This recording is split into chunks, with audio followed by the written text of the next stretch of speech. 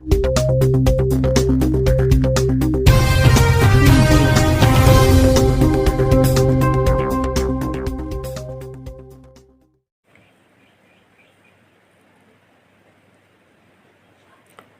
friends, welcome back to your YouTube channel. Hope you all are fine and doing well. As हमने already complete किया first topic that is introduction to analytic philosophy और हम आज start करने जा रहे हैं another topic that is logical positivism. Start करने से पहले मैं आपको बता दूं, आप मुझे डिफरेंट सोशल मीडिया के ऊपर फॉलो कर सकते हैं जैसे फेसबुक, इंस्टा, ट्विटर। और अगर आपको कोई क्वेरी हो, डाउट हो या अगर आपको स्टडी मटेरियल की ज़रूरत हो तो आप मुझे मेल कर सकते हैं मेरी ईमेल आईडी के ऊपर, तो उसमें मैं आपको रेस्पॉन्स दूंगा। नाउ आई हम स्टार्ट करते हैं हमारा जो टॉपिक है दैट इज़ लॉजिकल पॉजिटिविज्म। जो लॉजिकल पॉजिटिविज्म है इसको हम आल्सो जानते हैं एज लॉजिकल एम्पिरिसिज्म।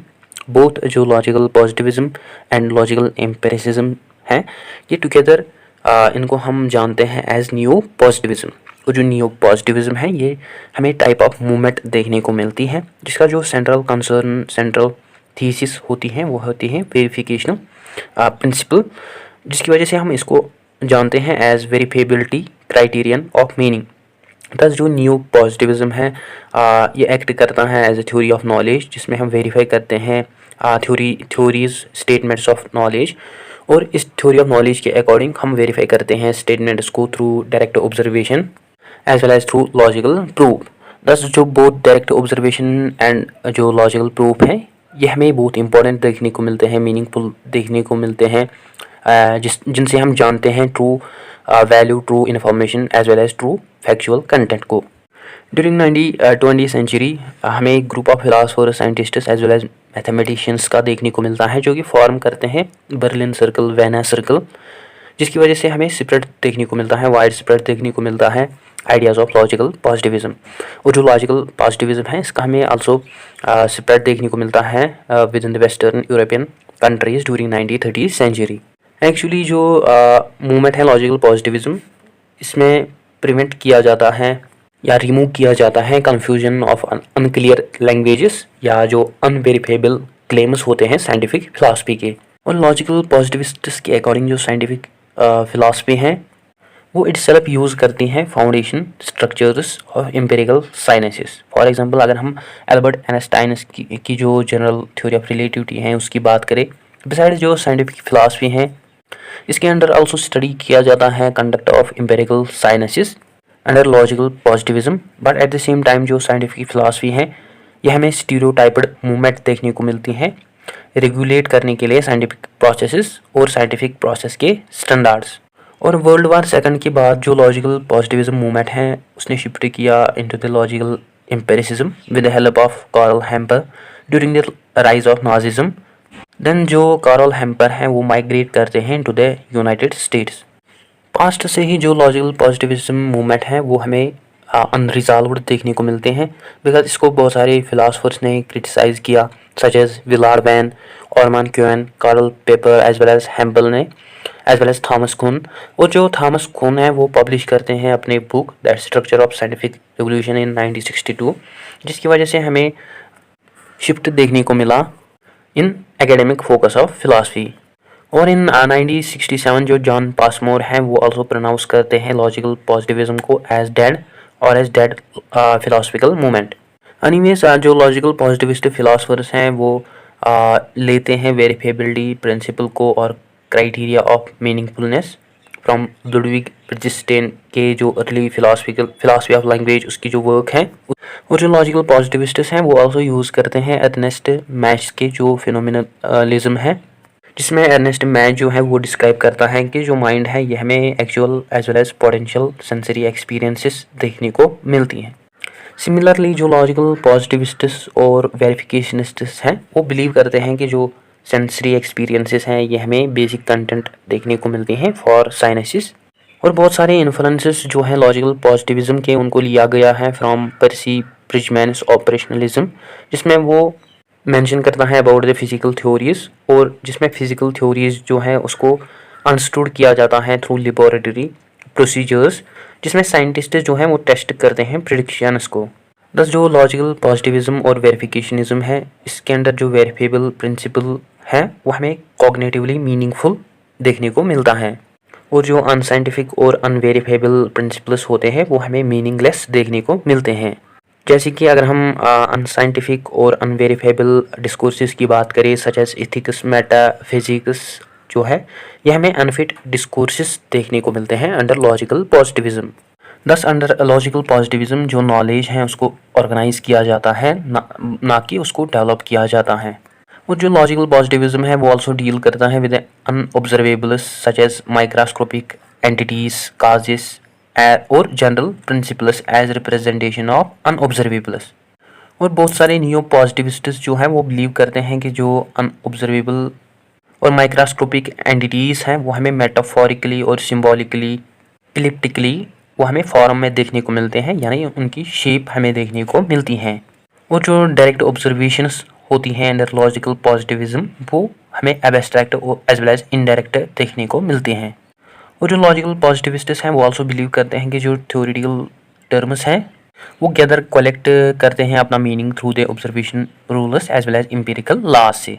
सिमिलरली जो बिट्रांड रसल हैं वो रिड्यूस करते हैं मैथमेटिक्स को इनटू लॉजिक और फिजिक्स मैथमेटिकल फार्मूलाज को इनटू द सिंबॉलिक लॉजिक। और जो रसल है वो ऑल्सो मेंशन करता है कि जो ऑर्डिनरी लैंग्वेज है वो कन्वर्ट होती है into the countable units of meaning. और जो रेशनल रिकन्स्ट्रक्शन है ये कन्वर्ट करता है ऑर्डिनरी स्टेटमेंट्स को into the standardised statements as well as into the set of rules, जिसमें मेनली वर्ड्स को कंबाइन किया जाता है into the phrases and sentences. और जो रसल है वो ऑल्सो मेंशन करता है कि जो साइंटिफिक थ्योरीज हैं ये एक्ट करती हैं एज मेथड्स ऑफ वेरिफिकेशन, जिसके अंडर जो लॉजिकल कैलकुलस और एम्पिरिकल ऑपरेशंस होती हैं उनको वेरीफाई किया जाता है एज ट्रू और false. Anyways during the late 1930 century जो लॉजिकल पॉजिटिविस्ट्स हैं वो विजिट करते हैं Germany, Austria, Britain and US. Then उसके बाद जो मैथ्स का फिनोमिनलिज्म होता है उसको रिप्लेस किया जाता है विद ऑटो न्यूरेसिस साइक्लिज्म, जिसमें साइंस कंटेंट को कंसिडर नहीं किया जाता है एज एक्चुअल और पोटेंशियल सेंसेशंस, बट इंस्टेड जो साइंस कंटेंट है उसको कंसिडर किया जाता है एज पब्लिकली ऑब्जर्वेबल। साइड जो रुडॉल्फ कॉर्नेप है वो ब्रिंग करता है लॉजिकल पॉजिटिविज्म को इनटू द वियना सर्कल। वो जो रुडॉल्फ कॉर्नेप है वो ऑल्सो रिप्लेस करता है वेरिफिकेशन को with in the confirmation. Mainly world war second की वजह से जो लॉजिकल पॉजिटिविज्म है वो हमें लेस सीरियस देखने को मिलता है एज लॉजिकल एम्पिरिसिज्म। उस टाइम जो लॉजिकल पॉजिटिविज्म है उसको लीड करता था कार्ल हैम्पर इन अमेरिका, जो कि एक्सप्लेन करता है covering model of scientific explanation. Anyways जो लॉजिकल पॉजिटिविज्म है यह हमें मेजर फाउंडेशन देखने को मिलते हैं for analytic philosophy as well as dominated philosophy, especially in English speaking countries, along with philosophy of science and social science during 1960th century. But at the same जो logical positivism movement है वो हमें fail देखने को मिलती है resolve करने के लिए उसकी सेंट्रल प्रॉब्लम्स और doctrines of their doctrines. Mainly इन डॉक्ट्रिन्स को क्रिटिसाइज किया जाता है through various philosophers such as William Van Orman Quine, Norwood Hanson, Karl Popper, Thomas Kuhn और कार्ल हैम्पर। अगर हम बात करते हैं रूट्स ऑफ लॉजिकल पॉजिटिविज्म की, जो रूट्स हैं लॉजिकल पॉजिटिविज्म के उसमें हम इंक्लूड करते हैं लैंग्वेज लॉजिज्म एंड एम्पिरिसिज्म को। अगर हम बात करते हैं लैंग्वेज की, जो वर्क हैं Ludwig Wittgenstein that is Tractatus Logico Philosophicus, जिसमें वो इंट्रोड्यूस करता है view of philosophy as critics of language, जिसमें वो ऑफर प्रेजेंट करता है थ्योरेटिकल प्रिंसिपल्स और वर्सेस को। और ये जो इन्फ्लुएंस है विट्जेनस्टाइन का ये हमें आल्सो विजिबल देखने को मिलता है in the versions of verifiability principle. Mainly within this Tractarian doctrine जो ट्रूथस लॉजिक है उनको टर्म किया जाता है एज टोटोलॉजीज और ट्रू स्टेटमेंट्स। और ये जो व्यू हैं इसको आल्सो वाइडली एक्सेप्ट किया जाता है बाय लॉजिकल पॉजिटिविस्ट्स। और जो लॉजिकल पॉजिटिविस्ट्स हैं वो आल्सो इन्फ्लुएंस होते हैं विद विट्जेनस्टाइन्स इंटरप्रिटेशंस।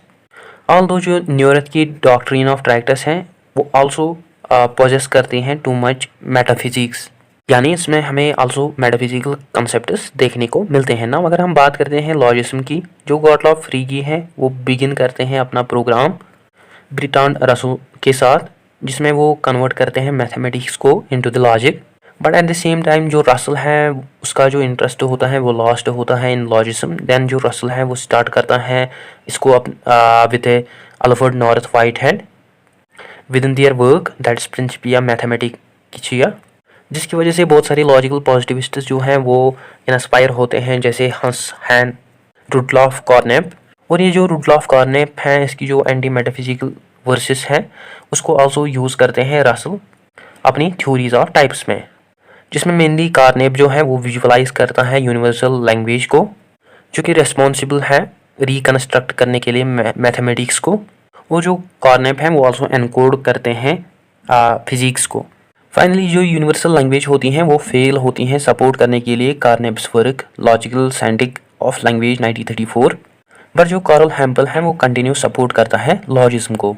नाउ अगर हम बात करते हैं एम्पिरिसिज्म इन जर्मनी, जो हेगलियन मेटाफिजिक्स है वो हमें डोमिनेट देखने को मिलता है, मूवमेंट देखने को मिलती थी। और जो सक्सेसर्स थे हेगलियन मेटाफिजिक्स के सच एज एफ.एच. ब्रॉडले, ये एक्सप्लेन करते हैं रियलिटी को थ्रू सजेस्टिंग मेटाफिजिकल एंटिटीज़। और एफ.एच. ब्रॉडले जो हैं ये ड्रा करता है अपना reaction in the form of positivism. Besides during late 19th century हमें also back to Kant movement देखने को मिलते हैं, जो कि also under the domain of empiricism में आती हैं, along with Ernst Mach's positivism और फिनोमिनलिज्म। इसका हमें आल्सो मेजर इन्फ्लुएंस देखने को मिलता है ऑन एम्पिरिसिज्म। नाउ अगर हम बात करते हैं प्रिंसिपल्स ऑफ लॉजिकल पॉजिटिविज्म, जैसे एनालिटिक साइंटिफिक गैप प्रिंसिपल है, ऑब्जर्वेशन गैप थ्योरी प्रिंसिपल है, कॉग्निटिव मीनिंगफुलनेस प्रिंसिपल है। अगर हम बात करते हैं एनालिटिक सिंथेटिक गैप, मेनली ये जो एनालिटिक सिंथेटिक गैप है इसमें फर्स्ट नॉलेज को कलेक्ट किया जाता है थ्रू डिफरेंट सोर्सेज। और मेनली अंडर एनालिटिक और सिंथेटिक गैप जो रियलिटी और नेसेसिटी है वो हमें ट्रू कंडीशंस देखने को मिलते हैं within the all possible worlds as well as logical validity, जहाँ पे अनफॉर्चून इवेंट्स को फिक्स्ड पॉइंट्स कंसिडर किया जाता है in the world. Mainly analytic synthetic gap वो जो प्रियर और पोस्टीरियर नॉलेज है उसको कंसिडर किया जाता है एज रेलिवेंट एक्सपीरियंसेस। मेनली यहाँ पे जो एनालिटिक स्टेटमेंट्स होती हैं उनको रिगार्ड किया जाता है as true arrangements as well as meanings, जिनको हम आल्सो जानते हैं एज टोटोलॉजी, जो कि मेनली ट्रू और लॉजिकल होती हैं, बट वो हमें अनइन्फॉर्मेटिव देखने को मिलते हैं अबाउट द वर्ल्ड, जहाँ पे रेफरेंसेस जो हैं या स्टेटस ऑफ फैक्ट्स और कंटिजेंसीज जो हैं उसको ऐड किया जाता है थ्रू सिंथेसिस का मतलब है यानी इसमें डिफरेंट सोर्सेस को कलेक्ट किया जाता है, देन उसके बाद उन सोर्सेस को मिला के एक नया सोर्स क्रिएट किया जाता है। Mainly under analytic synthetic gap जो डेविड ह्यूम है इन 1739 वो डिवाइड करता है मैटर्स ऑफ फैक्ट्स और रियल एग्जिस्टेंसेस को into the relation of ideas और टाइप्स ऑफ ट्रूथ्स में। ह्यूम की डिवीजन से हमें क्लियर होता है कि जो आइडियाज़ हैं वो हमें एब्स्ट्रैक्ट देखने को मिलते हैं, जो कि फॉल करते हैं into the analytic, necessary and prior side पे। एट द सेम यहाँ पे जो ट्रूथ्स होते हैं उनको कंसिडर किया जाता है कंडीशंस ऑफ एक्चुअलिटीज़ और कंक्रीट कंडीशंस, जो कि हमेशा फॉल करते हैं ऑन द सिंथेटिक और कंटिंजेंट और पोस्टीरियरी कंडीशन पे।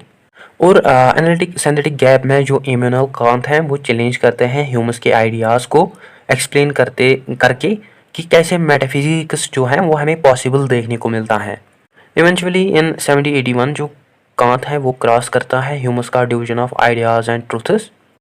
वो जो कांट हैं वो आइडेंटिफाई करता है बाकी रेंज ऑफ ट्रूथ्स को through necessity, synthetic and Prairie statements and states of facts and true experiences. Finally जो कांट है वो पहुंचता है एट ट्रांसडेंटल आइडियलिज्म पे। वो जो कांट है वो प्रिडिक्ट करता है कि जो माइंड है इसका हमें कंस्ट्रक्टिव रोल देखने को मिलता है फिनोमिना में, जहाँ पे जो माइंड है वो अरेंज करता है, सेंस करता है डाटा को through the experiences of space, time and substance. जैसे कि जो कांट है वो सेव करता है Newton's law of gravitation Hume की प्रॉब्लम ऑफ रीजनिंग से। वो जो कांट है वो फाइंड आउट करता है यूनिफॉर्मिटी और सिमिलैरिटी ऑफ नेचर, जो कि कांट के अकॉर्डिंग हमें प्रियरी नॉलेज देखने को मिलती हैं। बट जो लॉजिकल पॉजिटिविस्ट्स है वो मेनली रिजेक्ट करते हैं कांट का सिंथेटिक मॉडल को एज प्रियरी नॉलेज, और जो लॉजिकल पॉजिटिविस्ट्स हैं वो मेनली अडेप्ट करते हैं ह्यूमस का डिवीजन, जहाँ पे जो ह्यूम है वो मेंशन करता है अबाउट द स्टेटमेंट की जो स्टेटमेंट है यह हमें analytic as well as priori देखने को मिलते हैं, दैट इज नेसेसरी और वेरीफेबल देखने को मिलते हैं, या जिनको हम वेरीफाई कर सकते हैं लॉजिकली। और ह्यूम के अकॉर्डिंग यह हमें आल्सो सिंथेटिक पोस्टेरियरी देखने को मिलते हैं, दैट इज अनफॉर्चीन और कंटिंजेंट वेरीफेबिलिटी। देन एनालिसिस और सिंथेसिस के बाद जो नॉलेज है उसको ऑब्जर्व किया जाता है, जिसको हम जानते हैं एज ऑब्जर्वेशन थ्योरी गैप। और अर्ली लॉजिकल पॉजिटिविस्ट्स के अकॉर्डिंग जो नॉलेज है यह हमें बेस्ड ऑन देखने को मिलती है on logical inferences as protocol statements sentences और observable facts. In 1937 individual terms such as testability and meaning जो है वो रिप्लेस करते हैं सेंटेंसेस को into the units of meaning. Mainly in observation theory gap जो थ्योरेटिकल टर्म्स हैं वो स्पेसिफिक मीनिंग नहीं लेते हैं फ्रॉम डेफिनेशंस और थ्रू ऑब्जर्वेशन, बट जो थ्योरेटिकल टर्म्स हैं वो स्पेसिफिक मीनिंग लेते हैं indirectly through the clear definitions. Mainly under observation theory gap जो कार्नेप है वो प्रोवाइड करते हैं important discussions of controller statements. Then after the observation theory gap जो कॉग्निटिव मीनिंगफुलनेस है वो दी जाती है to the knowledge through verification, confirmation and weak verification से। ना अगर हम बात करते हैं वेरिफिकेशन की, जो वेरिफिकेशन है यह हमें इनिशियल पॉइंट और व्यू देखने को मिलती है लॉजिकल पॉजिटिविस्ट्स की, जिसमें वो सॉर्ट आउट करते हैं वेदर जो स्टेटमेंट है वो हमें कॉग्निटिवली मीनिंगफुल देखने को मिलती हैं या ट्रू देखने को मिलते हैं या इन्फॉर्मेटिव देखने को मिलती हैं। थ्रू वेरीफेबिलिटी स्टेटमेंट्स जो हैं उनको वेरीफाई किया जाता है by through their analytical as well as empiricist approach के थ्रू, ये जानने के लिए कि जो स्टेटमेंट है ये कॉग्निटिवली मीनिंगफुल है या नहीं। Mainly under verification principle metaphysics जो हैं या ऑन्टोलॉजी और इथिक्स हैं वो हमें फेल देखने को मिलते हैं इस क्राइटेरिया में। सो इनको हम इसके अंडर कॉग्निटिवली मीनिंगलेस रिगार्ड करते हैं। हाउएवर जो मॉर्टिस सिशलेक हैं वो बिलीव करते हैं कि जो इथिक्स और एस्थेटिक स्टेटमेंट्स हैं वो हमें कॉग्निटिवली मीनिंगलेस नहीं देखने को मिलती हैं। और जो कॉग्निटिव मीनिंगफुलनेस है इसको हम डिफाइन करते हैं as true as well as value, intelligible as well as understandable scientific statements. Mainly under verification principle जो इथिक्स और एस्थेटिक्स हैं यह हमें सब्जेक्टिव प्रेफरेंसेस देखने को मिलते हैं, वाइल जो थियोलॉजी मेटाफिजिक्स हैं यह हमें पिसीडियो स्टेटमेंट्स देखने को मिलते हैं जो कि ना ही ट्रू होती हैं और ना ही फॉल्स होती हैं। बस जो मीनिंगफुलनेस है यहाँ पे वो हमें कॉग्निटिव और जो टाइप्स हैं मीनिंगफुलनेस के वो हमें इमोटिव देखने को मिलते हैं, मीन्स एक्सप्रेसिव देखने को मिलते हैं या फिगरेटिव देखने को मिलते हैं अंडर मेटाफिजिकल डिस्कोर्सेस। दस जो लॉजिकल पॉजिटिविज्म है इसके अंडर इनडायरेक्टली डिक्लेयर किया जाता है ह्यूमस के जो लॉज हैं उनको as confidence but without proof, और वो स्टेटमेंट्स जो कि जस्टिफाइड नहीं होते हैं या यूज्ड नहीं होते हैं, या वो स्टेटमेंट्स जिनको सेपरेट किया जाता है बाय इम्पॉसिबल गैप। जैसे कि जो एजे आयर हैं उसकी बुक में वो डिक्लेयर करता है हिज बो हॉरी डॉक्ट्रिन को 1936 एज एन एक्सट्रीम और हाईएस्ट डिग्री, जिसमें वो आल्सो मेंशन करता है कि सभी जो वैल्यू जजमेंट्स होती हैं वो हमें इमोशनल रिएक्शंस देखने को मिलती हैं। ना अगर हम बात करते हैं कन्फर्मेशन की, कार्नेप के paper testability and meaning 1936 to 37, जिसमें जो कार्नेप है वो रिप्लेस करता है वेरिफिकेशन को विद कन्फर्मेशन। वो ये व्यू रखता है कि जो यूनिवर्सल लॉस है उनको हम वेरीफाई नहीं कर सकते हैं बट हम उनको कन्फर्म कर सकते हैं। लेटर जो कार्नेप है वो यूज़ करता है बहुत सारे logical as well as mathematical methods को अपनी रिसर्च में या रिसर्च ऑफ इंडक्टिव लॉजिक में, और वो आल्सो सीक करता है प्रोवाइड करने के लिए account of probability as degree of confirmation, but वो फेल होता है फॉर्मुलेट करने के लिए इस मॉडल को। सो ये जो कार्नेप का इंडक्टिव लॉजिक है हर एक यूनिवर्सल लॉ जो है उसके अकॉर्डिंग उनकी जो डिग्री ऑफ कन्फर्मेशन है वो हमें हमेशा ज़ीरो देखने को मिलती है। फाइनली जो formulation of criteria of cognitive significance model है वो 3 डेकेड्स उसको लगते हैं उसकी सक्सेस में। जैसे हैम्पल 1950, देन कार्नेप उस पर रिसर्च करता है 1956, देन कार्नेप अगेन 1961 में। जो कार्ल हैम्पल हैं वो हमें मेजर फिलासफर देखने को मिलता है लॉजिकल पॉजिटिविज्म मूवमेंट का, जो कि क्रिटिसाइज़ करता है आल्सो पॉजिटिविस्ट थीसिस को। और उसके अकॉर्डिंग जो एम्पिरिकल नॉलेज है वो हमें रिस्ट्रिक्टेड देखने को मिलती हैं up to the basic statements और observation statements as well as protocol statements. और जो हैम्पल है वो आल्सो क्लियर करता है सेल्फ कंट्रोडिक्टरी कन्फर्मेशन को। ना अगर हम बात करते हैं वीक वेरिफिकेशन, जो सेकंड एडिशन है एजे आयर की बुक 1946, उसमें वो रिकॉग्नाइज करता है strong versus and weak forms of verification को, जिसमें जो आयर है वो कंक्लूड करता है कि जो ए असर्शन है उसको हम वेरीफाई कर सकते हैं, वो वेरीफाइबल हो सकती हैं in the strong sense terms, जिसे हम फाइनली ट्रूथ को एस्टेब्लिश कर सकते हैं बाय एक्सपीरियंस एंड ट्रूथ जो है उसको हम आल्सो वेरीफाई कर सकते हैं in the weak sense self truth में ट्रूथ को हम वेरीफाई कर सकते हैं इन द वीक सेंस। और अगर ट्रूथ के लिए पॉसिबल होगा कि वो गिव अप करेगा एक्सपीरियंस को, देन जो ट्रूथ है उसको हम प्रूव कर सकते हैं। इस केस में कोई भी प्रपोजिशन और एजर्शन है, एजर्शन जो है वो प्रोबेबल हाइपोथेसिस नहीं हो सकती हैं अदर देन टोटोलॉजी और काउंटेबल लॉजिक। दस एजे आयर के अकॉर्डिंग जो प्रपोजिशंस एजर्शंस हैं वो हमें ओपन देखने को मिलते हैं वीक वेरिफिकेशन के लिए। ना अगर हम बात करते हैं philosophy of science of logical positivism, due to the global defeat of Nazism and removal of radical reform from the philosophy of competition, हमें बहुत सारे फिलासफर्स देखने को मिलते हैं such as Marburg, neo Kantianism, Husserlian phenomenology as well as Heidegger's existentialist, Heidegger's existential hermeneutics. ये जो philosophers हैं ये परफॉर्म रन करते हैं climate of American pragmatism and common sense empiricism का, ड्यू टू विच जो लॉजिकल पॉजिटिविस्ट्स हैं वो गिव ऑफ करते हैं अपना जो इंटरेस्ट, उनका जो अर्लियर इंटरेस्ट है उसको, एज वेल एज वो आल्सो गिव अप करते हैं अपने मास गैदरिंग्स को रिवाइज करने के लिए traditional philosophy into the new scientific philosophy.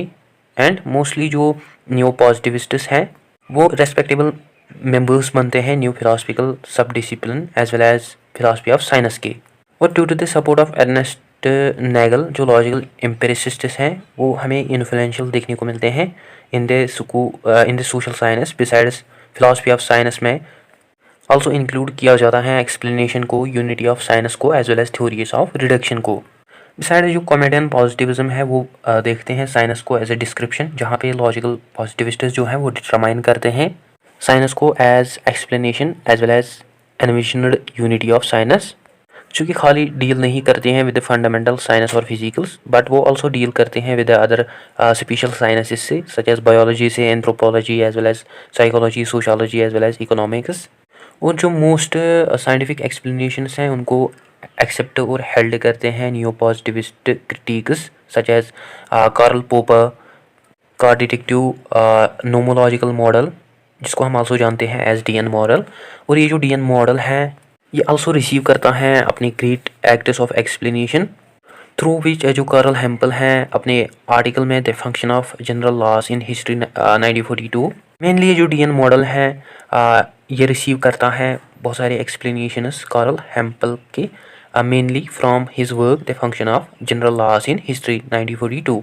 Basically ये जो डीएन मॉडल है ये आल्सो रिसीव करता है explanations from Paul Oppenheim from his article that is studies in logic of explanation 1942।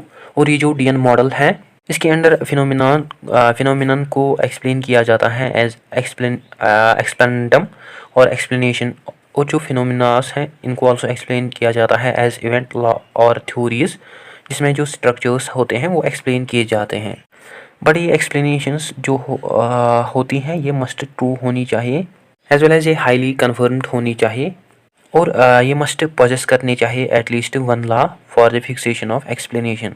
जैसे कि अगर हम कंडीशंस की बात करें, condition 1, condition 2, condition 3 plus general loss, law 1, law 2 etcetera और इवेंट्स एज ई। ऐसे टाइप ऑफ स्टेटमेंट्स को हम कंसिडर करते हैं एज डिटेक्टिव कॉन्सिक्वेंसेस, जिनको हम साइंटिफिकली एक्सप्लेन कर सकते हैं। इसी तरह ये जो डीएन मॉडल है इसमें लॉज जो होता है वो हमें अनरिस्ट्रिक्टेड जनरलाइजेशंस देखने को मिलते हैं as well as conditional propositions देखने को मिलते हैं such as if A then B. इसी तरह जो लॉज होते हैं वो हमें एम्पिरिकली टेस्टेबल कंटेंट देखने को मिलते हैं। जो कि एक्चुअली फॉर्म करते हैं डिफरेंट ट्रू रेगुलरिटी को। ह्यूम के एम्पिरिसिस्ट व्यू के अकॉर्डिंग जो ह्यूम है वो बिलीव करता है कि जो ह्यूमंस हैं वो ऑब्जर्व करते हैं sequence of events but not their cause and effect, और उसके अकॉर्डिंग जो कैजुअलिटी या कैजुअल मैकेनिज्म या कॉज और इफेक्ट है इवेंट्स का वो हमें अनऑब्जर्वेबल देखने को मिलता है। सिमिलरली जो डीएन मॉडल है ये आल्सो इग्नोर करता है कॉज और इफेक्ट को, जो कि बियॉन्ड होते हैं प्योर और सिंपल एक्ट्स से। जैसे कि फॉर एग्जांपल अगर हम बात करें first event A, if A then always event B.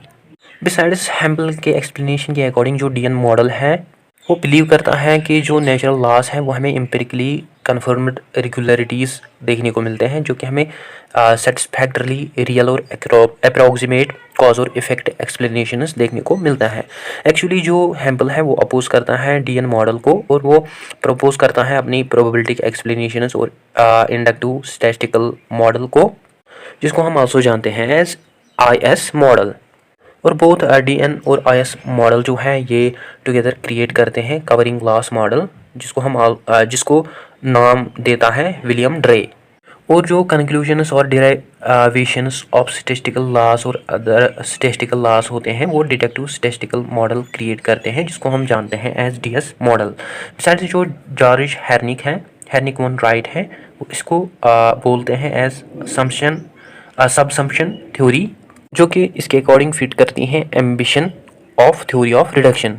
Science जो लॉजिकल पॉजिटिविस्ट्स हैं वो आल्सो जनरली एसोसिएट करते हैं with a unified whole science से, और लॉजिकल पॉजिटिविस्ट्स आल्सो एम करते हैं एट कॉमन लैंग्वेज और जो न्यूरेथस फ्रेज और जो यूनिवर्सल सोशल लैंग्वेज हैं होती हैं किसी भी ग्रुप के, जहाँ पे साइंटिफिक एजर्शन स्टेटमेंट्स को एक्सप्रेस किया जाता है। मेनली कॉमन लैंग्वेज में सफिशेंट प्रपोजल्स एक्सेप्टेंसेस और फ्रेगमेंट्स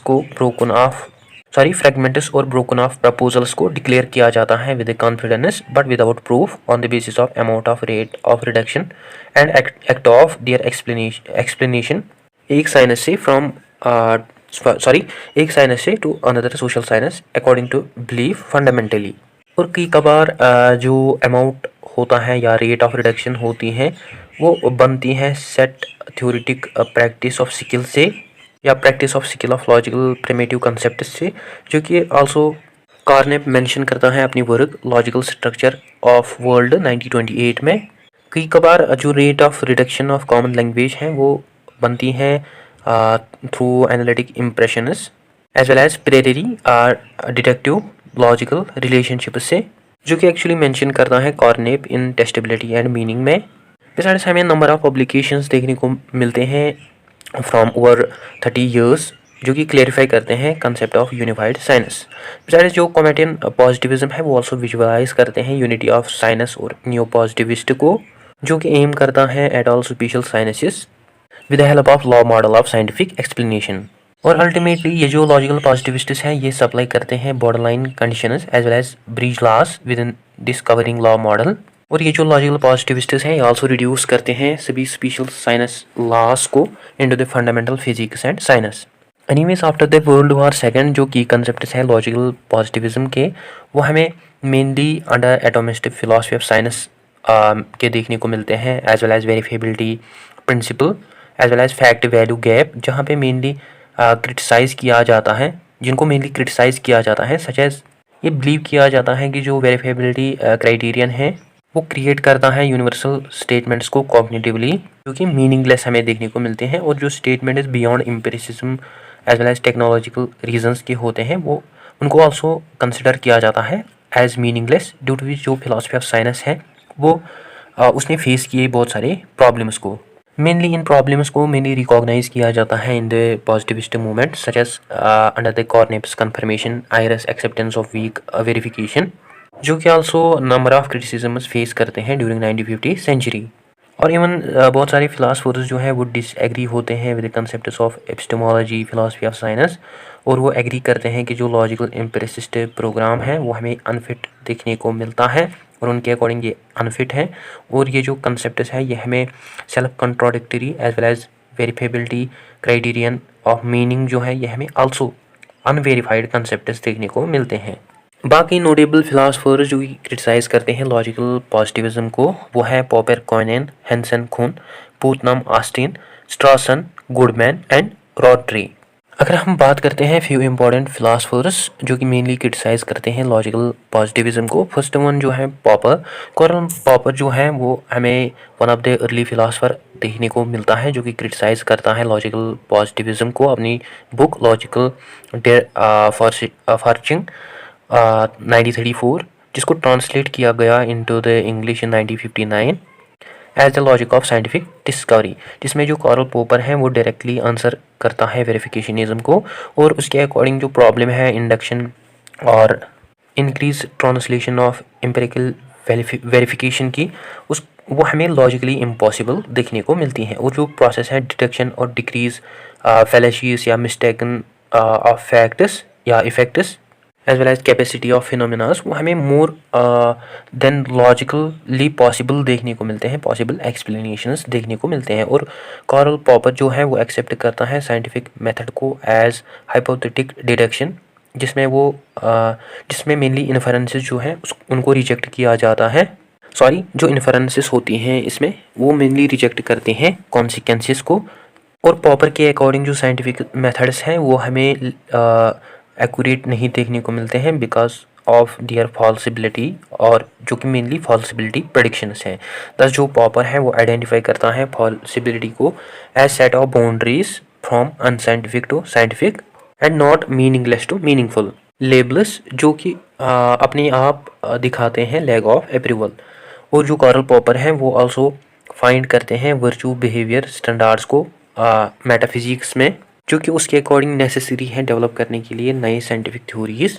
और उसके अकॉर्डिंग जो फॉल्सिबिलिटी अनसाइंटिफिक मेटाफिजिकल कंसेप्ट्स हैं वो ग्रेजुअली डेवलप होते हैं थ्रू नॉलेज और टेक्नोलॉजी, जो कि बनते हैं then unfalsifiable as well as scientific.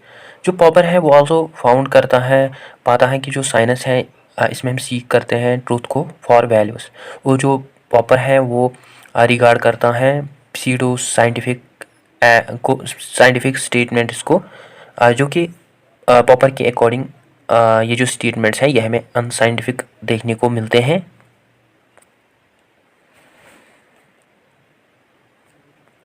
और इनको हम अनाउंस कर सकते हैं as true through scientific methods as well as through testing. Popper जो है वो एक्सप्लिसिटली डिटेल्ड मैनर में रिजेक्ट करता है पॉजिटिविस्टिक अप्रोच को या पॉजिटिविस्ट व्यू को ऑफ मीनिंग ऑफ वेरिफिकेशन, और वो डेवलप करता है एपिस्टेमोलॉजी ऑफ क्रिटिकल रैशनलिज्म, जिसमें वो कंसिडर करता है कि जो ह्यूमन नॉलेज है वो डेवलप होती हैं gradually through the forms of opinions as well as they also develop through disproving these opinions. और ये आल्सो मेंशन करता है कि कोई भी नंबर, डिग्री और वैराइटीज़ जो हैं एम्पिरिकल सक्सेस की वेरीफाई नहीं करते हैं, कन्फर्म नहीं करते हैं साइंटिफिक थ्योरीज़ को। और उसके अकॉर्डिंग जो साइंस है ये एम करता है, या इसका जो मेनली एम है वो ये है स्ट्रेंथ करना साइंटिफिक थ्योरीज़ को, और इसकी वजह से हम आल्सो अचीव कर सकते हैं साइंटिफिक रियलिज्म को, और जिसे हम आल्सो एक्सेप्ट करते हैं maximal states of strength very similar to that's realism and truth likeness. Basically जो पॉपर है वो एक्नॉलेज करते हैं वैल्यू ऑफ पॉजिटिविस्ट मोमेंट्स का, और जो कि एम्फसाइज करते हैं ऑन साइंस। बट ये आल्सो बिलीव किया जाता है कि जो कॉरल पॉपर है वो उसने किल किया पॉजिटिविज्म को। सेकंड इंपॉर्टेंट फिलासफर जो है जिसने क्रिटिसाइज़ किया लॉजिकल पॉजिटिविज्म को वो है Quine. William Van Orman Quine जो है ये हमें important empiricist as well as American logician देखने को मिलता है, जो कि पब्लिश करता है अपने paper two dogmas of empiricism 1951 में, जिसमें वो बेसिकली चैलेंज करता है ऑर्डिनरी एम्पेरिसिस्ट रीजनेबल एविडेंसेस को, और वो आल्सो अटैक करता है ऑन एनालिटिक सिंथेटिक डिवीजन पे।